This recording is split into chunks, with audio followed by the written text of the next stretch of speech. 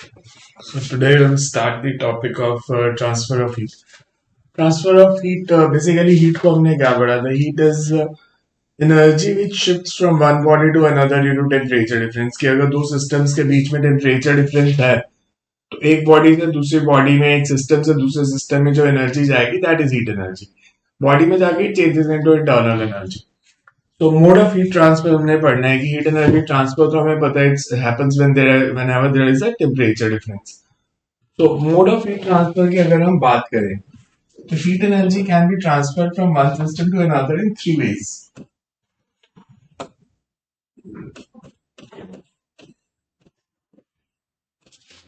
Mode of heat energy transfer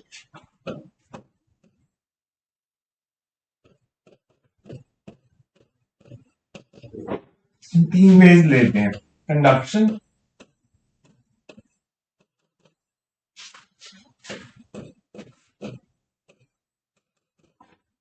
convection and radiation. So इन तीन ways में heat energy transfer हो सकती है एक सिस्टम से दूसरे सिस्टम की तरफ. अब कंडक्शन क्या होता है? Conduction basically takes place in solids. जब आप हमारे पास एक दो सिस्टम्स है, एक का टेम्परेचर ज्यादा है एक का कम है, तो high temperature means that molecules are vibrating more vigorously, they have more kinetic energy, and the electrons have more kinetic energy. So what happens is when a fast moving electron collides with low moving electron, it transfers the energy. कि हमारे पास जैसे एक heated rod है, तो मेरे पास एक rod है, इसको एक एंड से हीट कर रहा हूं मैं. मैंने इधर इसको हीट अप करना शुरू किया. जब इसको हीट अप करना शुरू करूंगा तो यहाँ पे जो इलेक्ट्रॉन्स हैं, this starts vibrating more vigorously, the molecules will have larger kinetic energy. तो जब ये अपने neighbors के साथ collide करेंगे, they transfer the energy. There is no actual motion of particles. Actual motion नहीं है, सिर्फ collisions हो रही हैं. Collisions के through energy transfer हो रही है. So ये generally हम लेते हैं takes place in solids. This is the primary mode of heat energy transfer. So इसमें हम properties में लिख सकते हैं कि there is no actual motion of particles.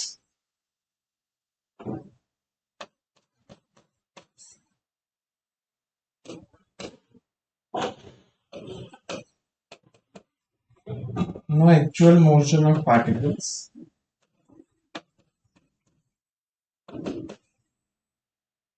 Energy transfer takes place through collisions. So mass is not transported.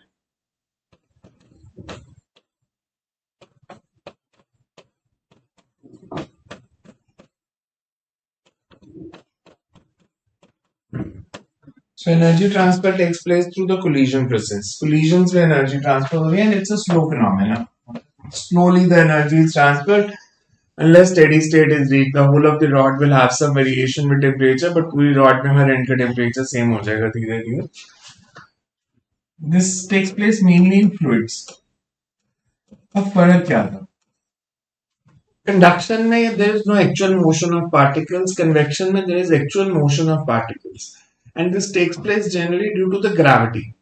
जैसे हमारे पास पानी है, हमने उसको हीट अप करना शुरू किया तो हॉट वाटर पार्टिकल्स वो उनकी डेंसिटी कम होती है, they moves up.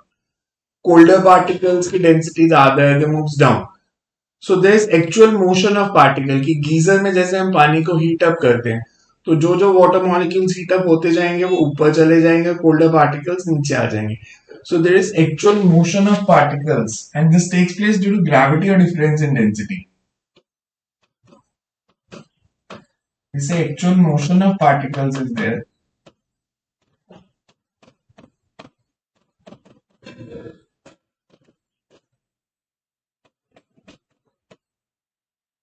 And this occurs because of difference in density with temperature. When I say fluids, it means gases and liquids. And this is also a slow phenomenon. But there is actual motion of mass from one end to the other end. Whereas radiation generally takes place in all three.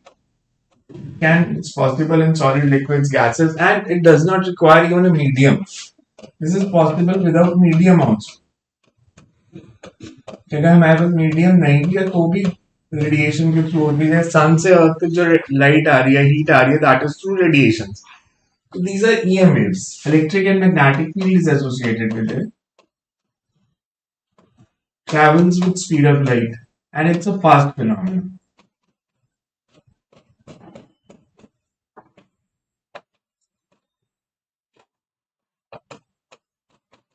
And it's a fast phenomenon which takes place. So normally हम लेते हैं these are the three modes जिनके through हम transfer of energy लेते हैं कि transfer of energy takes place from one end to other. You can also explain about the path. इस case में जो पाथ होगा that will be irregular. Motion of particles is irregular path and radiations travel in straight line.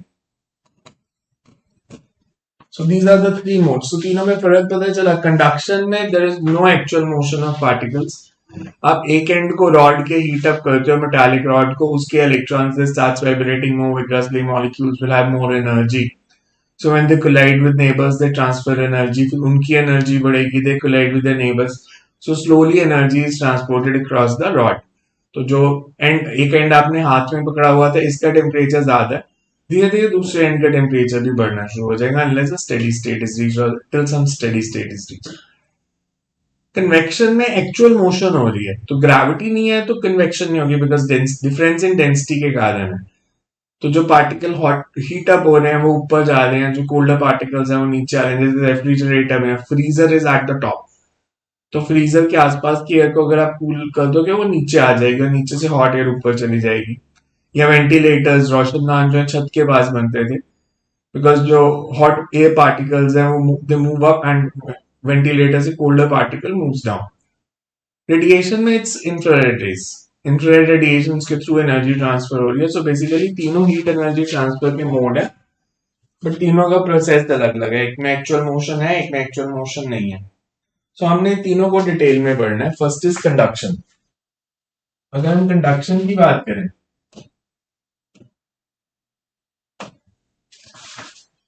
Thermal conduction,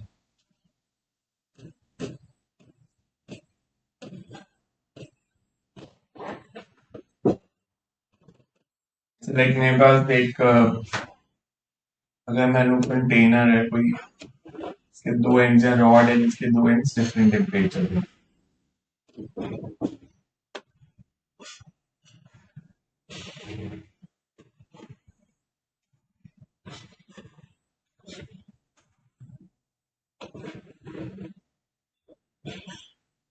इसकी length L है but इसके दोनों ends का temperature different है. Cross sectional area A. इस एंड का टेम्परेचर है T1, इस एंड का टेम्परेचर है T2 एंड मैं मान के चल रहा हूँ कि T1 T2 से ज्यादा. तो हीट एनर्जी हाई से लो टेम्परेचर फ्लो करेगी through conduction. Cross sectional area through which heat energy is transfer. Cross sectional area मतलब ये area. So let it be A. Distance between two ends भी L. It was found experimentally कि जो heat energy transfer होगी, heat energy transferred is directly proportional to temperature difference between the two ends. दोनों ends के बीच में जितना ज्यादा temperature difference होगा उतनी ज्यादा heat energy transfer होगी. क्रॉस सेक्शनल एरिया जितना ज्यादा होगा उतनी ज्यादा हीट ट्रांसफर होगी. दोनों में डिस्टेंस जितना ज्यादा है, इसको अगर मैं x ले लूं तो उतनी कम हीट ट्रांसफर होगी. It's inversely proportional to length. So these are the factors on which, and it also depends upon time for which you allow. मतलब 10 सेकंड में जितनी हीट एनर्जी ट्रांसफर होनी है 20 सेकंड में उससे ज्यादा होगी, 30 में और ज्यादा होगी. जैसे जैसे टाइम बढ़ता जाएगा हीट एनर्जी ट्रांसफर बढ़ती जाएगी. So combining all these you can say that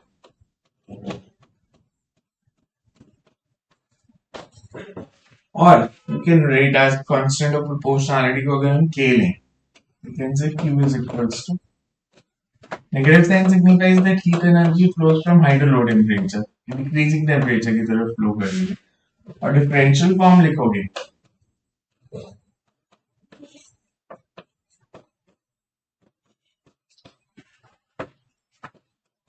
rate of heat energy transfer means dq by dt.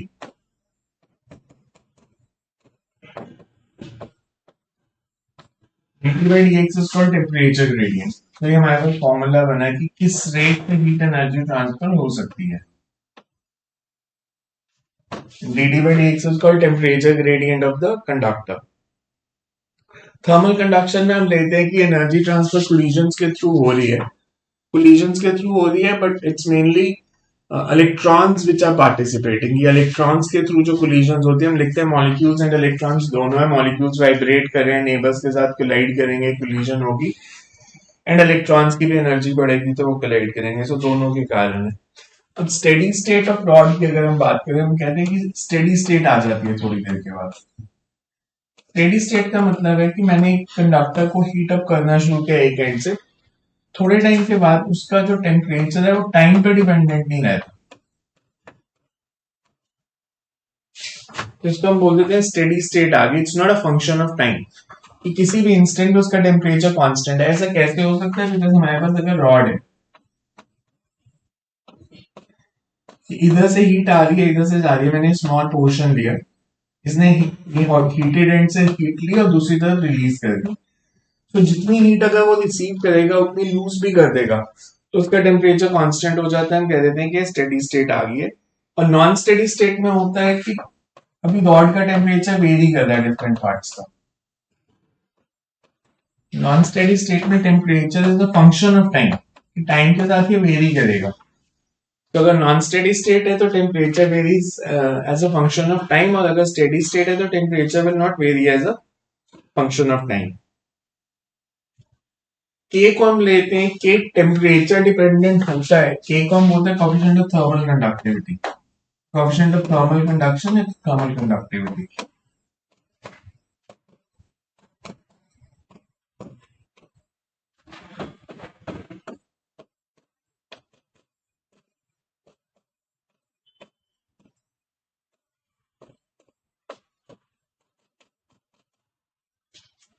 के की जो वैल्यू होती है डिपेंड तो करती है टेम्परेचर पे, but for small difference in temperature across the two ends हम के को कांस्टेंट अज्यूम करते हैं.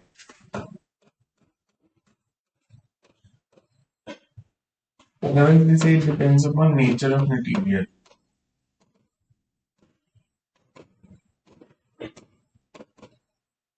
कि नेचर ऑफ मटेरियल मतलब गुड कंडक्टर्स हैं तो के की वैल्यू ज्यादा होगी, बैड कंडक्टर हैं तो कम होगी. बट नॉर्मली हम लेते हैं K increases slightly with increase in temperature.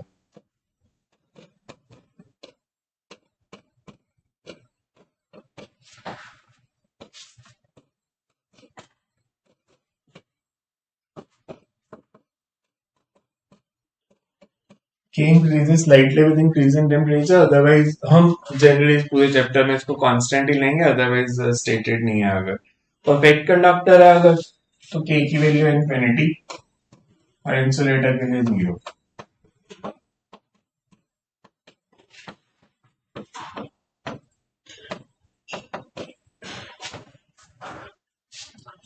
Perfect insulator it is 0.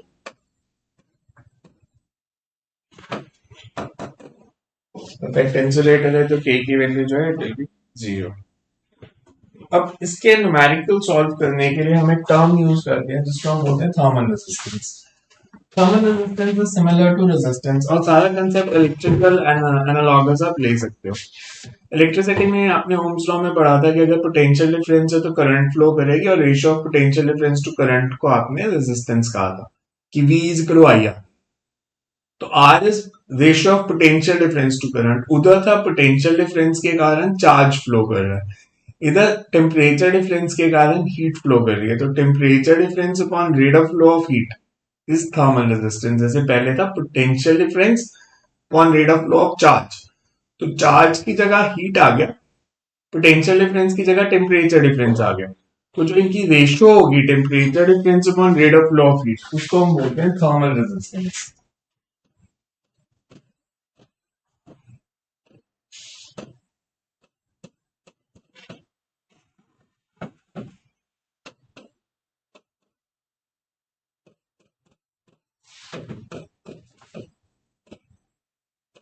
Temperature difference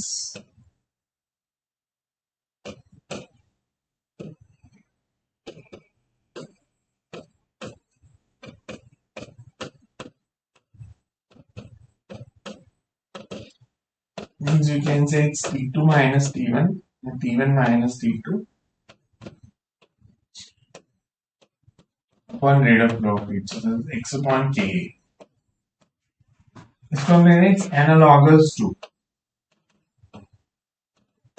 जो आपने करंट में पढ़ा था, करंट में आपने पढ़ा था x is equals to delta v by I, rate of flow of charge का फॉर्मूला आया था rho L by rho was resistivity, तो यहाँ कंडक्टिविटी है इसलिए डिनोमिनेटर में आ रहा है, otherwise it's a similar formula. इन concepts are also same. Rods current electricity में था कि रॉड्स अगर सीरीज में है तो rate of flow of charge same होता है, और अगर पैरेलल में है तो पोटेंशियल डिफरेंस सेम होता है. इसमें भी सेम, अगर पोटेंशियल डिफरेंस की जगह टेम्परेचर डिफरेंस सेम है तो रॉड्स पैरेलल में होते हैं, और अगर rate of flow of heat same हो तो सीरीज में. सो अगर मैंने सीरीज में लगाया, सीरीज में रॉड्स को लगाया, मतलब अगर मैंने ऐसे लगाया, मेरे पास एक रॉड है, इसकी रेजिस्टेंस R1, इसके साथ एक और रॉड सीरीज में लगा दी, तो इसे rate of flow of heat through both the rods is same.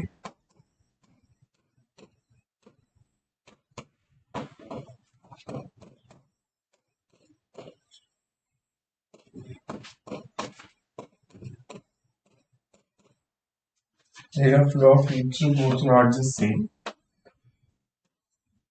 Equivalent resistances.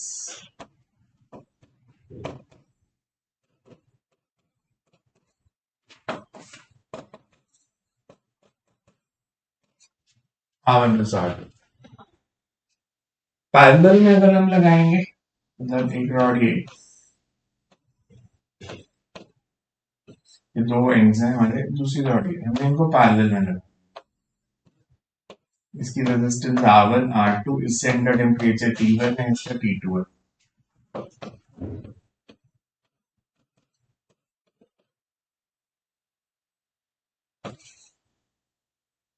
Parallel में सिर्फ R1 एंड R2, और ये थर्मल रेजिस्टेंस है, resistance of rods.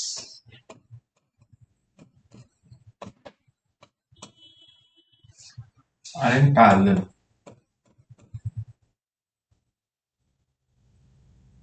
Equivalent is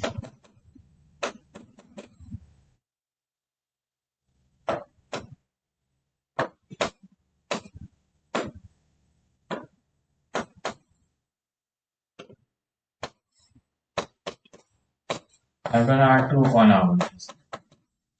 मतलब जो करंट इलेक्ट्रिसिटी के फॉर्मूले थे वही इसमें लगे हैं कि सीरीज में it's simply R1 plus R2, parallel में it's R1 R2 upon R1 plus R2. Parallel में temperature difference across rods is same.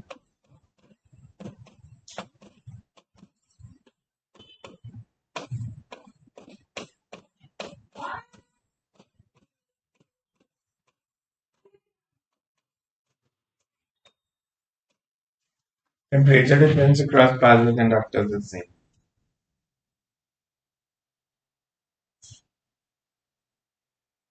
Next इसमें एक important question आता है about growth of ice in a pond. Growth of ice in a pond का मतलब है कि अगर सर्दी पड़ रही है extremely cold countries में,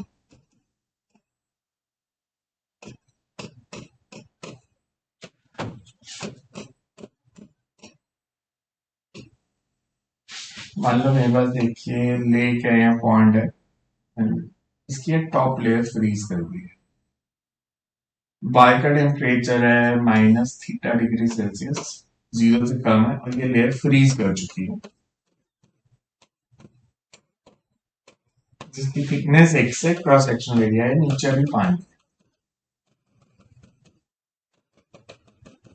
तो पानी का टेम्परेचर यहाँ पे जो होगा दैट इज बिल्कुल लोअर मोस्ट पॉइंट. अगर मैं बात करूँ तो 4 degree Celsius, because 4 degree Celsius पे डेंसिटी मिनिमम होती है, whereas जो इस लेयर आइस लेयर के नीचे this is at 0 degree Celsius.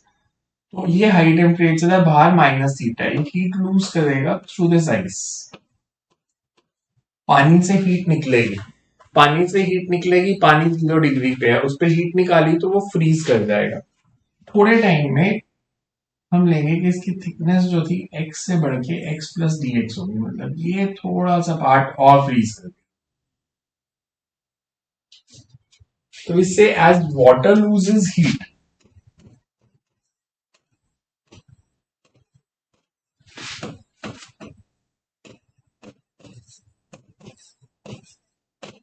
dq, thickness of ice layer increases by dx, मतलब dx पानी और फ्रीज कर गया।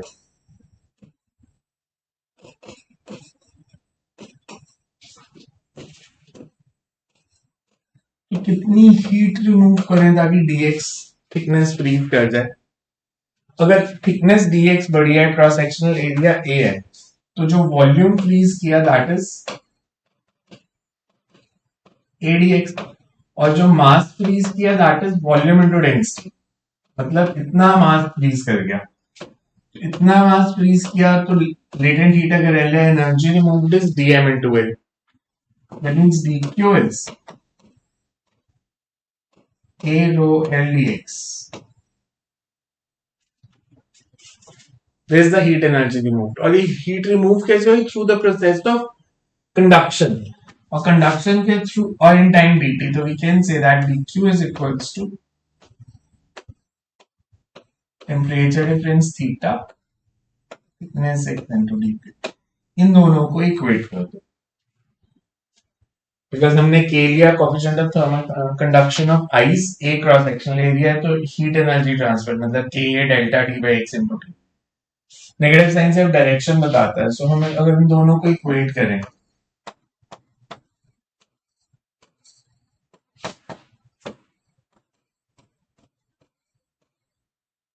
एक आंसर, मतलब कितने टाइम में थिकनेस बढ़ेगी, that's independent of area, dt can be written as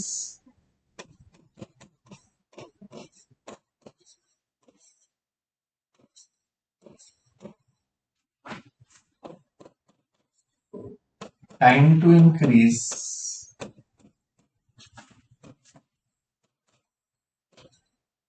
thickness from x to x1 to x2, तो इसको इंटीग्रेट कर दो,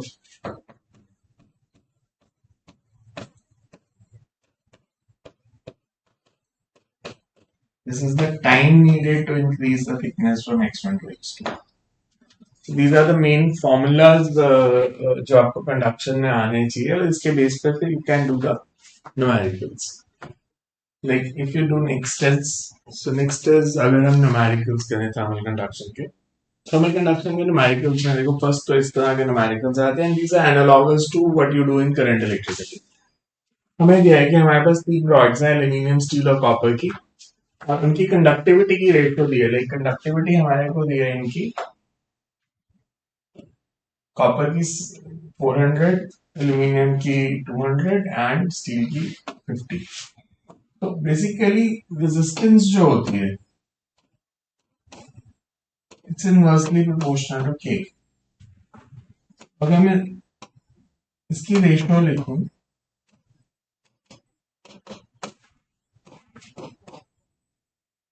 this is 8 is to 4 is to 1, तो जो रेजिस्टेंस की रेशियो आएगी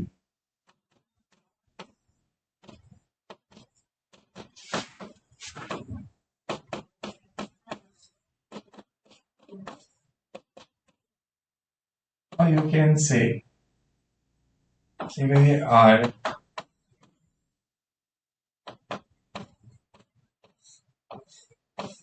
ये 8R कंजर्वेशन ऑफ एनर्जी लगेगा, हमें दिया ये एंड हाई टेम्परेचर पे है, ये लो टेम्परेचर पे है, तो यहाँ से जो हीट आएगी दो पार्ट्स में डिवाइड होगी, मतलब अगर Q1 हीट आ रही है, Q1 हीट इधर से आ रही है, Q2 इधर चलेगी, Q3 इधर चलेगी।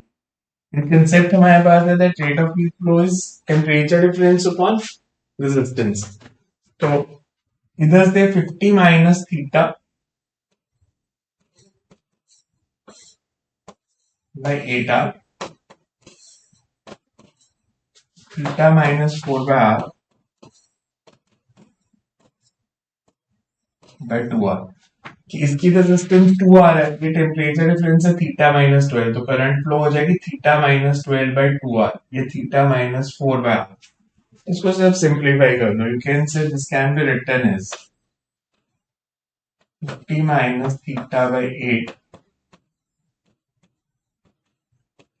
आर कैंसिल हो जाएगा,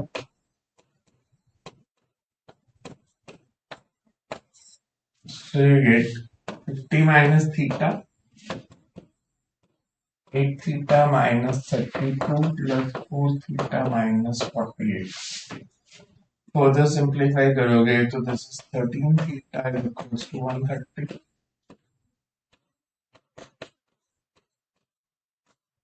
मेरे पास जंक्शन का टेम्परेचर आ गया, तो कंजर्वेशन ऑफ एनर्जी लगाया मैंने।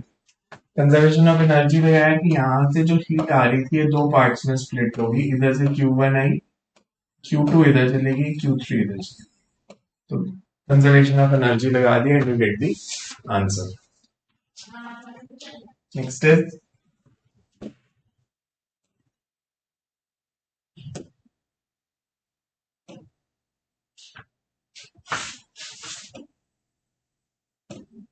when a slab consists of two parallel layers of copper and brass, same thickness, having conductivity in the ratio 1:4.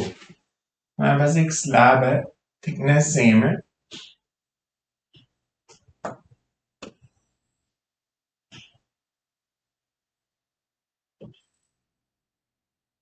एक कॉपर की एक ब्रास की।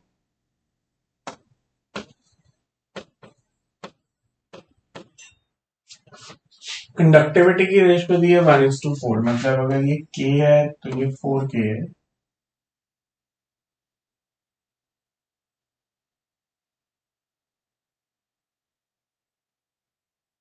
conductivity is in the ratio 1:4. Thermal conductivity brass की ज्यादा दी है।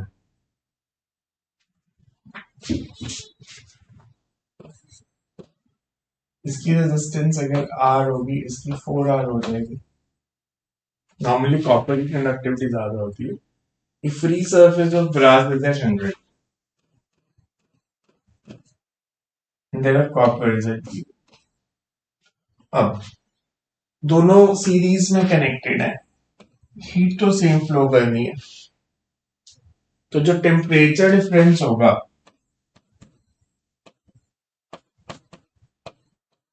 that is directly proportional to resistance. तो इसके cross temperature difference delta T1, temperature difference is directly proportional to thermal resistance in series.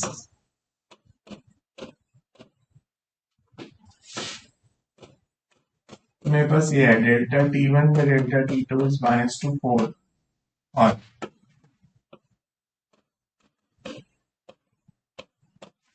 Plus हमारे पास ये भी है, मिला के जो टेम्परेचर डिफरेंस है that is 100, so 5 delta T1 is equals to 100,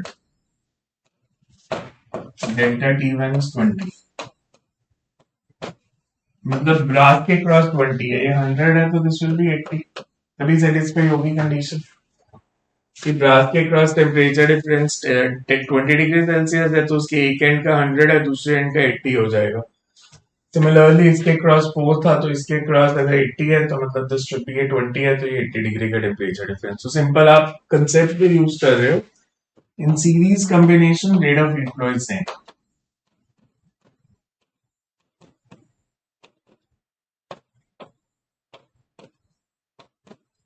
In series combination, rate of heat flow is same. So ये same concept आप पहले भी यूज करते थे करंट इलेक्ट्रिसिटी में, V is equals to IR. Potential difference is directly proportional to the resistance, यहाँ हम करें temperature difference is directly proportional to the resistance. तो अगर रेजिस्टेंस की रेशियो है 4:1, तो टेम्परेचर डिफरेंस की रेशियो भी वही आएगी, डेल्टा T1 पे डेल्टा 2 अगर 1:4 है तो टेम्परेचर डिफरेंस की रेशियो भी सेम आएगी।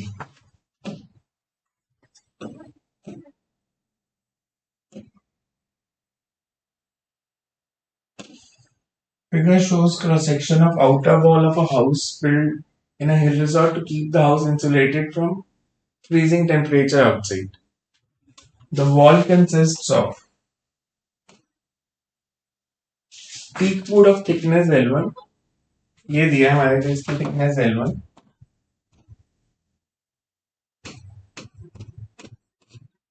and a brick wall of thickness 5L1. Thermal conductivity of teak wood is K1 and this is 5K1. अब हमारे पास रेजिस्टेंस का फॉर्मूला होता है rho L by L upon के। अगर आप देखो लेंथ भी 5 टाइम्स है, कंडक्टिविटी भी 5 टाइम्स है, मतलब रेजिस्टेंस तो सेम होगी। अगर ये आर है तो ब्रिक वॉल की रेजिस्टेंस भी आर ही होगी। फिर हमें टेम्परेचर दिया, ये 25, ये 20 और ये -20। लॉजिक देखो, बिकॉज ये सारे सीरीज में कनेक्टेड है, तो अगर इसके क्रॉस टेम्परेचर डिफरेंस 5 है, इधर भी 5 ही होना चाहिए। तो ये अगर -20 है तो ये -15 डिग्री सेल्सियस हो जाएगी। फिर हमें जो बीच में जो वॉल्स दिए हैं इनकी रेजिस्टेंस सेम है, इसकी भी आर इसकी भी आर। इन दोनों में टेम्परेचर डिफरेंस है, ये 20 है -15, 37 डिग्री का। 37 डिग्री का तो सॉरी 35 डिग्री का, तो एक के क्रॉस हो गया 17.5। ये अगर -15 है तो दिस विल ऑलवेज बी -2.5। सो हम इसको लॉजिक से कर रहे हैं। पहला कंसेप्ट मैंने लगाया कि लेंथ और कंडक्टिविटी की रेशियो सेम है, तो रेजिस्टेंस की भी सेम ही आएगी। उसके बाद मैंने ले लिया कि अगर इसकी रेजिस्टेंस आ रहा है, ये भी आ रहा है, इसके क्रॉस टेम्परेचर 5, 25 -20, तो इसके क्रॉस भी 5 ही होना चाहिए, इसका 5 डिग्री ज्यादा होना चाहिए। -20 था तो -15। फिर ये दोनों वॉल्स, इसका टेम्परेचर 20, इसका -15, तो 35 डिग्री का डिफरेंस है। 17.5 इसके क्रॉस, 17.5 अगले के क्रॉस। सब सिंपल कंसेप्चुअल की तरह इसको कर सकते थे।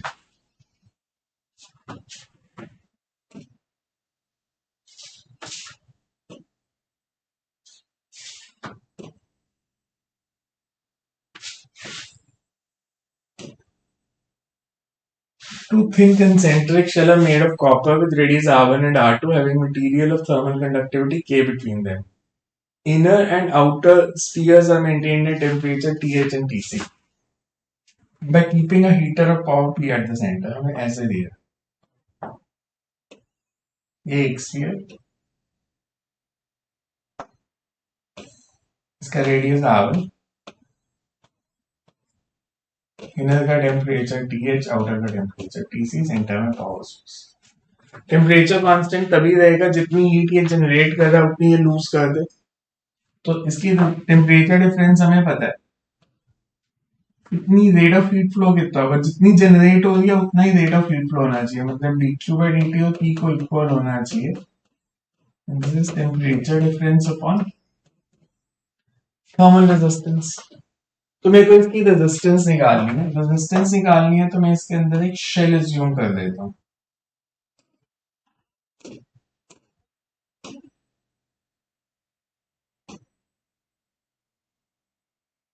Shell of radius x and thickness dx। अगर सर इसकी रेजिस्टेंस की बात करें शेल की, इसकी थिकनेस dx है, cross sectional area 4πx², total resistance निकालनी है तो इंटीग्रेट कर दो 1/4πk।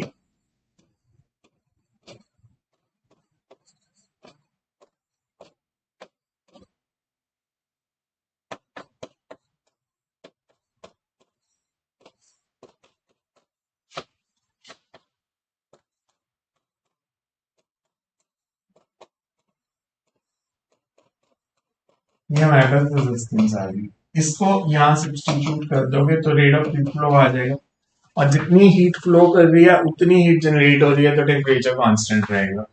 We can say P is equals to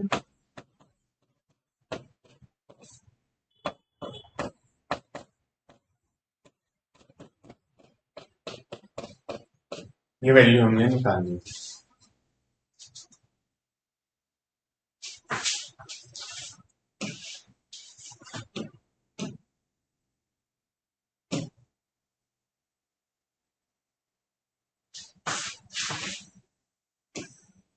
दो आइडेंटिकल स्क्वायर ब्लॉक्स हैं welded together 20 calories of heat flow करती है 4 मिनट में।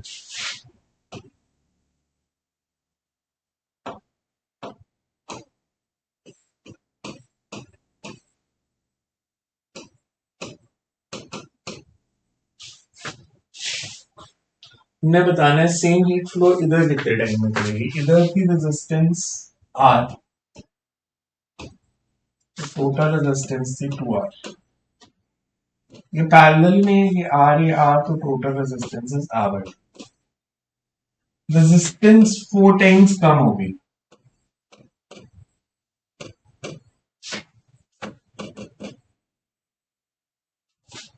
Heat flow increases 4 times.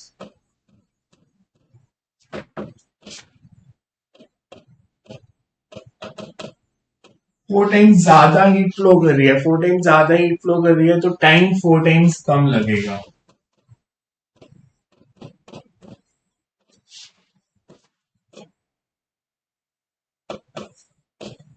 तो पहले अगर 4 मिनट लग रहे थे अब 1 मिनट ही लगेगा हीट फ्लो को।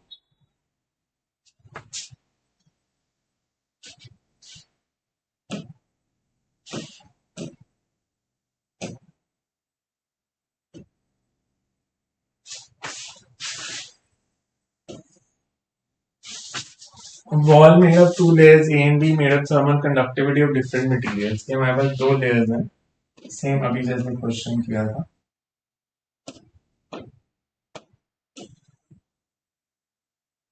Both layers of same thickness, conductivity of A is twice that of 2K ये K। रेजिस्टेंस लिखोगे तो जिसकी कंडक्टिविटी कम उसकी रेजिस्टेंस ज्यादा, ये 2R ये R। टेम्परेचर डिफरेंस टोटल दिया है 36।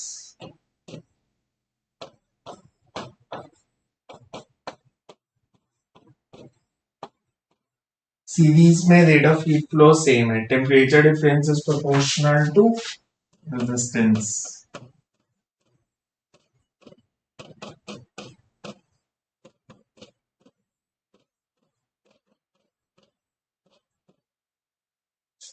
तो हमें डेल्टा T1 बताना है, हमें टोटल दिया है, टोटल टेम्परेचर डिफरेंस इज 36।